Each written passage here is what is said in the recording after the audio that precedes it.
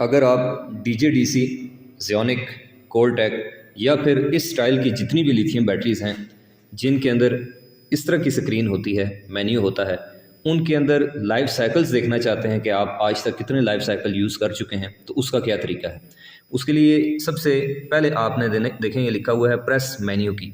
तो बड़ा आसान है, आपने मेन्यू वाला बटन प्रेस करना है और सबसे ऊपर आ रहा है एनालॉग इन्फो। दोबारा से एंटर प्रेस करेंगे और इसके अंदर आपको ये 4 ऑप्शन नज़र आएंगे। अब आपने यहाँ पर डाउन वाला बटन प्रेस करते जाना है। नेक्स्ट पेज के ऊपर आएगा सेल कैपेसिटी। इसके ऊपर जब आप एंटर करेंगे तो यहाँ पर आपको सबसे आखिर में सी का ऑप्शन मिलेगा, जिसका मतलब है चार्ज साइकिल। और ये देखें आगे लिखा हुआ है 439, यानी कि ये जो हमारी बैटरी है ये आज तक तकरीबन इससे हम 439 साइकिल जो है वो कंज्यूम कर चुके हैं। और चूंकि ये 6000 लाइफ साइकिल के साथ आती हैं तो 6000 में से 439 हमने यूज़ कर लिए हैं और पीछे जो रह गए हैं वो आप माइनस करके देख सकते हैं। तो इस तरीके से आप बआसानी इस तरह की बैटरीज़ के अंदर अपने कंज्यूम शुदा लाइफ साइकिल्स को देख सकते हैं।